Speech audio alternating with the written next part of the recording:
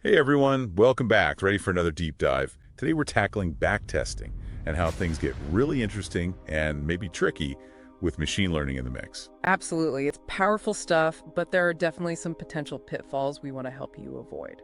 Right, like you're into data-driven approaches, which we love, but you also don't want to be misled by, results that look good but might not hold up in the real world. Exactly. Got to make that research robust, especially these days when data mining can be, well, kind of dangerous.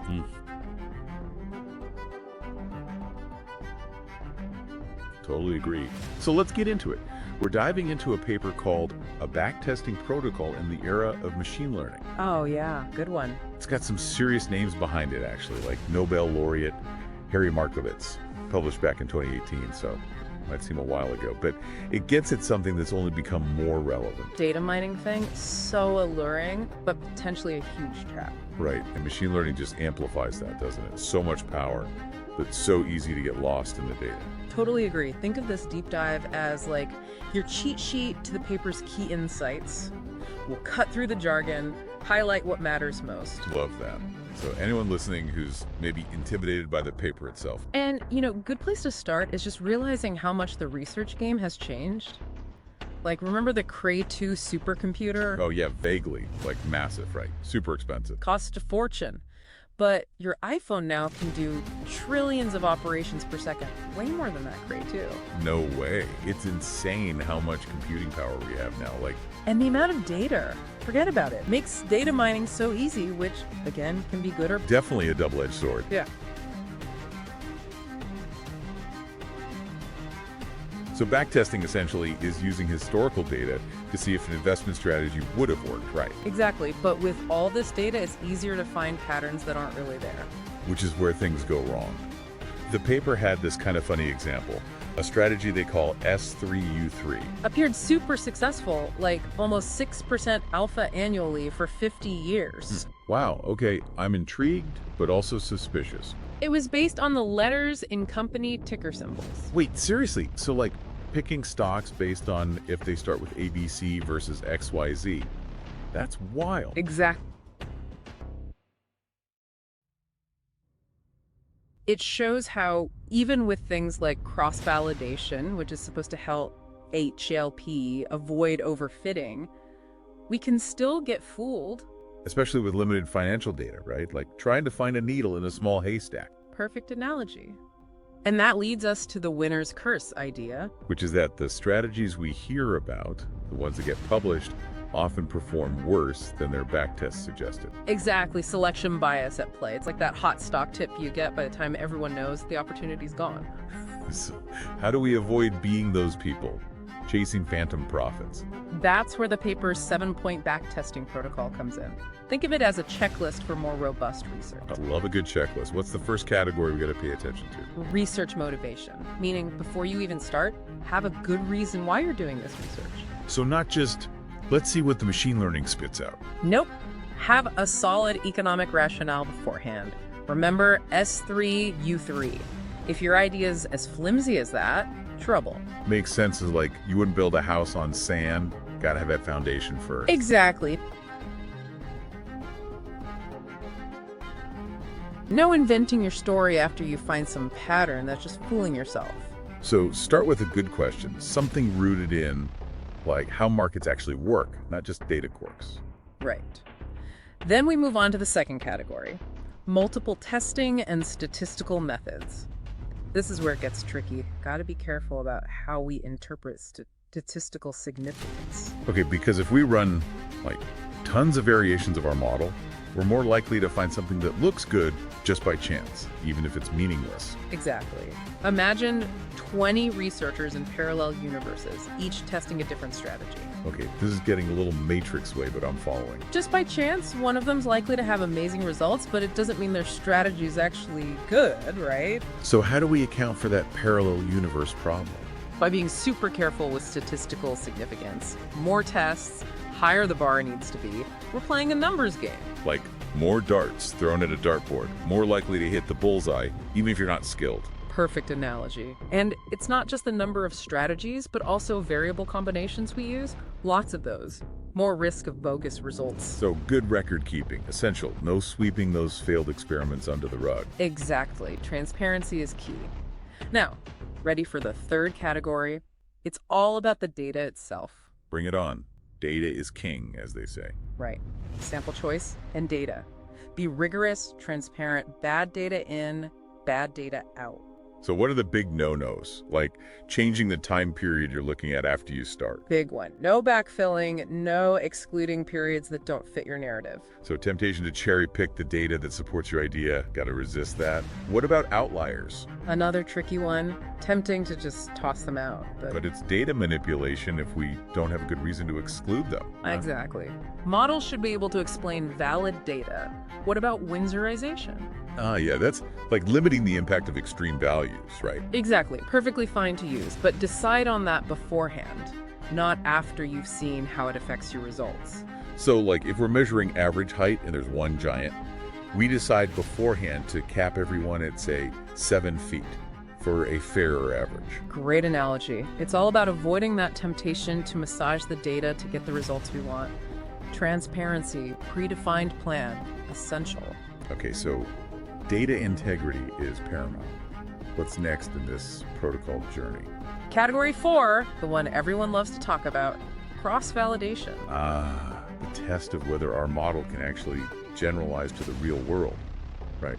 Using data it hasn't seen before. Yes, but there's a catch, especially in finance. Even out-of-sample testing might not be truly out-of-sample. What do you mean? I thought that was the whole point, holding back some data. The problem is we've lived through that whole period. Our knowledge of what happened influences our choices, even subconsciously. So even if we hold back some data, our models are still shaped by what we know of that time. Exactly, like trying to predict the end of a movie you've already seen. Authors suggest freshly uncovered data might be better, but there's always going to be that element of our own experience shaping our choices. Precisely. Makes you realize there's always some subjectivity, even when we're trying to be objective. That is humbling. And then there's the danger of iterated out-of-sample testing, right? Which leads to more overfitting. Iterated out-of-sample testing. What is that exactly? It's when you keep tweaking your model after seeing its out-of-sample performance. Tempting to improve the fit, but it's like using the answer key to cheat on a test. You'll get a better score, but it doesn't reflect your real knowledge. Exactly. So set clear rules up front. Decide on your testing method before you do it, and stick to the plan. Got it. Discipline and predefined rules. No cheating allowed. Precisely. One more thing before we move on, something often overlooked, especially in academia, but crucial in the real world. Okay, lay it on me. What's this overlooked element? Trading costs and fees. Easy to get excited about a strategy with great back-tested returns, but those can vanish once you factor in what it actually costs to execute those trades. Exactly. Got to include those realistic costs in both in-sample and out-of-sample analysis. So, gotta be realistic. No assuming we can magically trade at the exact prices in our backtest. Right. Speaking of reality, let's move on to the fifth category, model dynamics. This is where we acknowledge that markets aren't static. Oh yeah, good point. A model that worked great in the past might totally flop in the future. For sure. Markets evolve constantly, influenced by so many things. Regulations change, technology advances, investor behavior shifts. Like trying to navigate a maze that's constantly rearranging itself. Perfect analogy. And then there's the Heisenberg uncertainty principle, which actually applies here. Wait, isn't that a physics thing about measuring particles? Yep.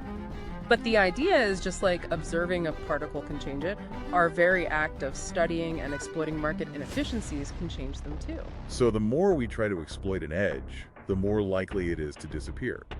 Kind of like when you shine a light on a cockroach, it runs away. Exactly. It's what the authors call overcrowding. As more investors pile into a strategy, it can become less effective. Wow, that's mind-blowing. Yeah. So we're not just passive observers of the market, we're active participants, and our actions can actually change the game. Exactly. Highlights the importance of being aware of those feedback loops. Gotta be humble about our predictive powers. Right. Always learning, always adapting. Can't get complacent. Absolutely. So on to the sixth category. Ready for it? This one's all about model complexity. Hit me with it. Especially in the age of machine learning, it's tempting to make things super complex, right? Right. We have all this data, all this computing power. Feels like more is always better, but the authors warn against the curse of dimensionality. Ooh, that sounds scary. What is the curse of dimensionality exactly? Basically, the more variables you add to your model, the more data you need to support it. And we know financial data is limited. So more variables doesn't necessarily mean a better model. Could even make things worse. Exactly. Increases the risk of overfitting. That's why they advocate for simplicity and regularization. Okay, simplicity, I can get behind that. What's regularization, though? Think of it as a way to prevent your model from getting too creative with the data. It imposes constraints on the complexity. So finding that sweet spot between fitting the data well and keeping the model simple enough to generalize to new data. Precisely. Another point they make is about interpretable machine learning. We shouldn't treat our models as black boxes. Right, no blindly trusting the algorithm. Got to understand how it's making decisions, if those make sense economically. Exactly. Ties back to that solid economic foundation we talked about. It's not just about finding patterns, but understanding why they exist, if they'll persist. So not just data crunching, but real understanding. Got it. What's the final category in this backtesting protocol adventure? This one's a bit different. It's about research culture itself. Oh, interesting. So not just about individual researchers being rigorous, but the whole environment they work in. Exactly. Think about the incentives. Are researchers rewarded for truly robust strategies or just for backtests that look good? Right. If the incentives are messed up, that encourages bad research practice. Exactly. So, gotta create a culture that rewards the right things. Rigor, transparency, willingness to admit failures. Which can be tough, especially in finance, where there's so much pressure to outperform. Very true.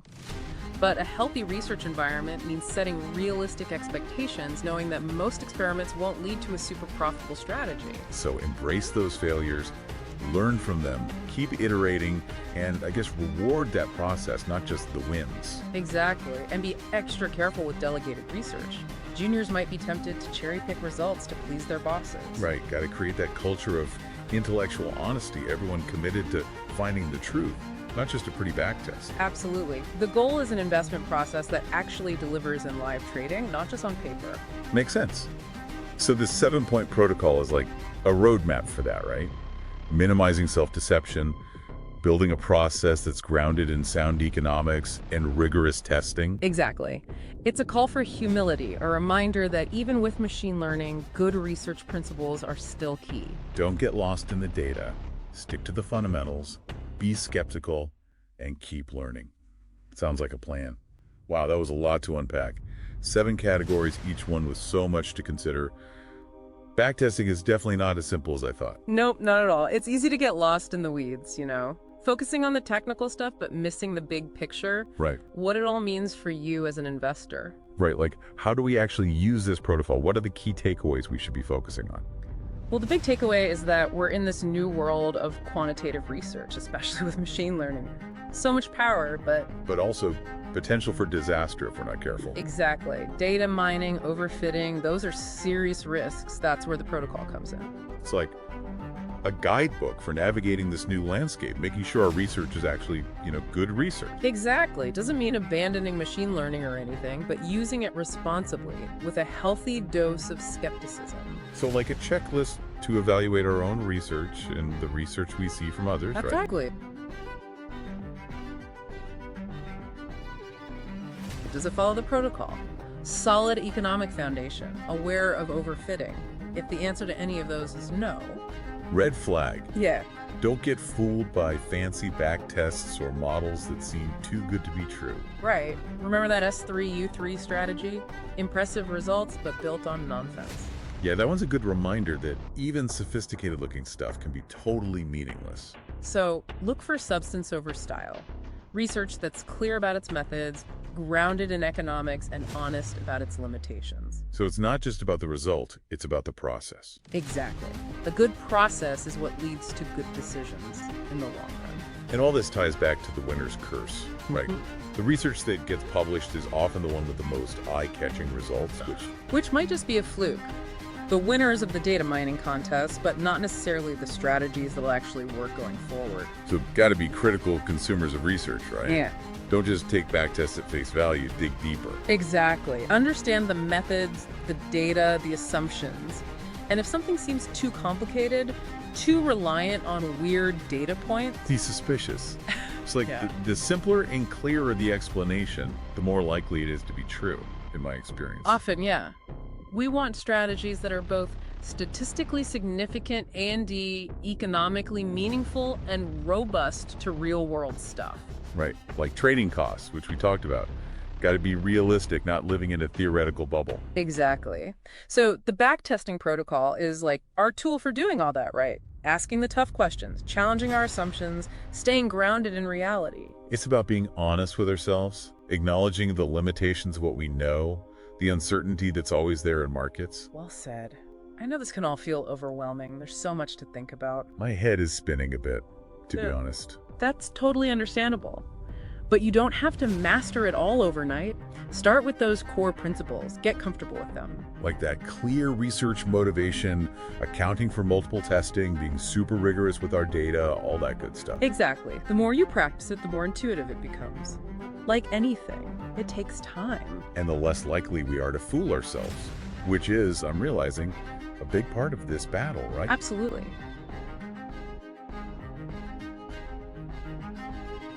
The paper says it well. In a world of more and more data, more complexity, the principles of good research are even more important. Don't drown in the data. Stick to those fundamentals. Stay skeptical. Solid advice for life in general, I think. Definitely. And remember, even with the best process, no guarantees in investing. Oh, for sure. That's part of the fun, right? Yeah. But we can definitely improve our odds.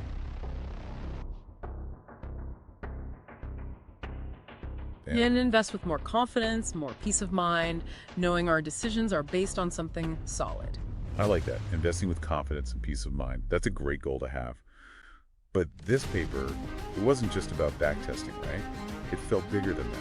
Yeah, you're picking up on something important. While the focus is on investing, these lessons apply to ANY research. Oh, interesting. So it's not just for finance people. Nope.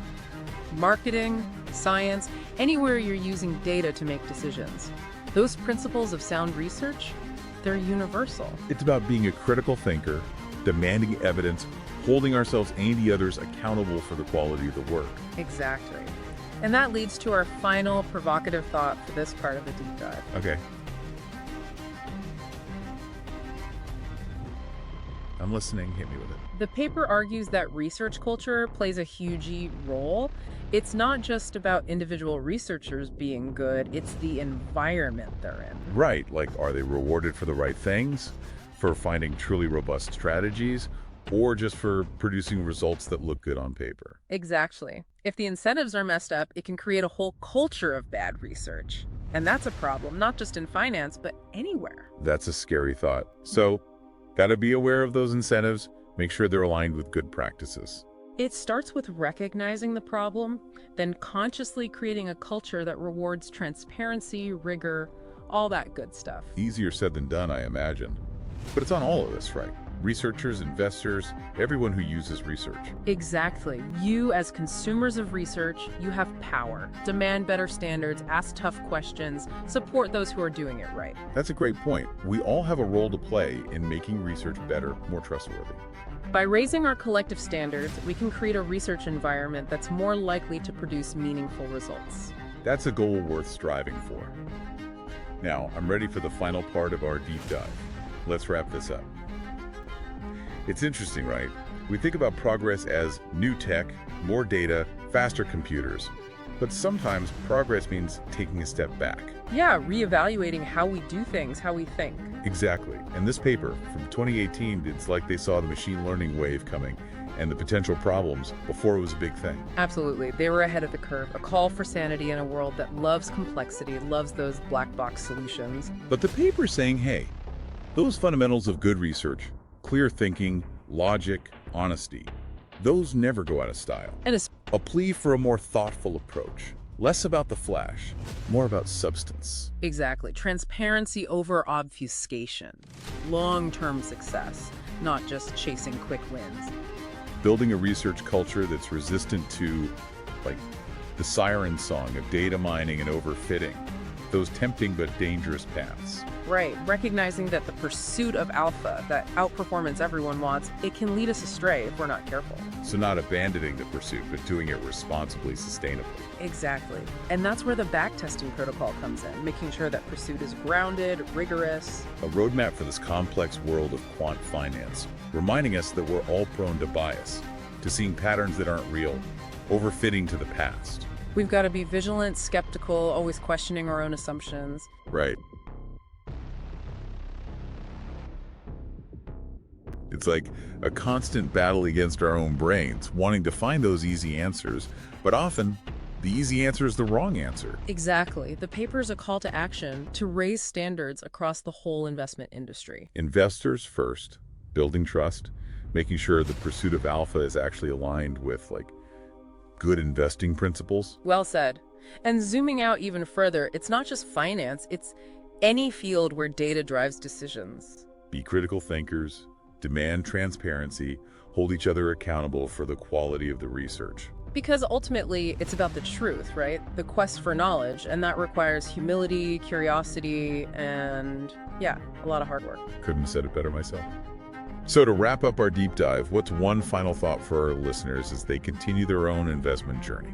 Be wary of data hacking, that temptation to just keep searching for patterns until you find something that looks good, even if there's no real logic behind it. Right, forcing the data to tell the story we want instead of listening to what it's actually saying.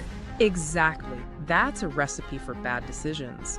Look for simplicity, clarity, economic logic. The best strategies are often the ones that make sense, that are based on timeless principles, not just some fleeting quirk in the data. Well said. And on that note, we'll wrap up this deep dive. Hope it's been insightful and helps you navigate the investment world with more confidence. More confidence and more peace of mind, knowing your decisions are well informed. And hey, if you ever find yourself drowning in data, come back to this protocol. It's your guide, your compass for doing better research, making smarter decisions. Thanks for joining us, everyone. Until next time.